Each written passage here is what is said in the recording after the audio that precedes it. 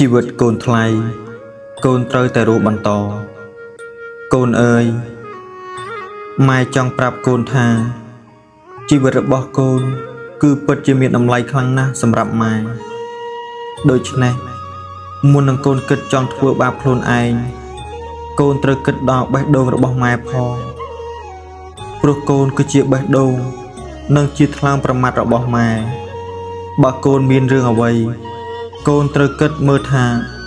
តើជីវិតរបស់ម៉ែអាចរស់បានសុខទេព្រោះកាលណាកូនខូចចិត្តម៉ែក៏ខូចចិត្ត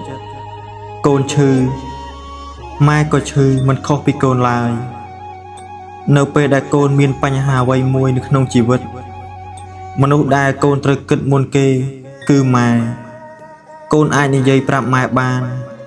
ហើយម៉ែនឹងព្យាយាមជួយដោះស្រាយបញ្ហាឲ្យកូនកូនកុំលាក់ទុកក្នុងចិត្តម្នាក់ឯងអីម៉ែដឹងថាកូនខ្លាចម៉ែបារម្ភខ្លាចម៉ែគិតច្រើននិងខ្លាចម៉ែពិបាកចិត្ត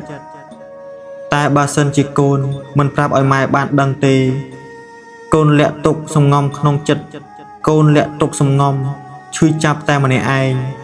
រហូតដល់កូនធ្វើបាបខ្លួនឯងលែងចង់រស់នៅតទៅមុខទៀតបើកូនកើតអីជីវិតរបស់ម៉ែក៏ពិបាកនឹងរស់នៅដែរ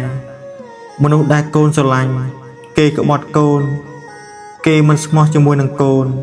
គេឈប់ស្រឡាញ់កូនគេបោះបង់កូនចោលគេមិនឲ្យតម្លៃកូនគេធ្វើឲ្យកូនខូចចិត្តកូនគួរកុំធ្វើបាបខ្លួនឯងអីកូនគួរកុំធ្វើបាបខ្លួនឯងអីកូនត្រូវដឹងថាកូននៅមានម៉ែដែលស្រឡាញ់កូននៅមានម៉ែដែលស្មោះជាមួយនឹងកូននិងនៅមានម៉ែដែលមិនធ្លាប់គិតបោះបង់កូនចោលម្ដងណាឡើយម៉ែនៅខាងកូនជានិច្ចជីវិតរបស់កូនគឺមានតម្លៃណាស់ដូច្នេះកូនត្រូវរស់នៅតទៅមុខទៀតណាកូនអត្ថបទវាចាមាសរបស់ម៉ែអានដោយភិក្ខុច័ន្ទមេងហរ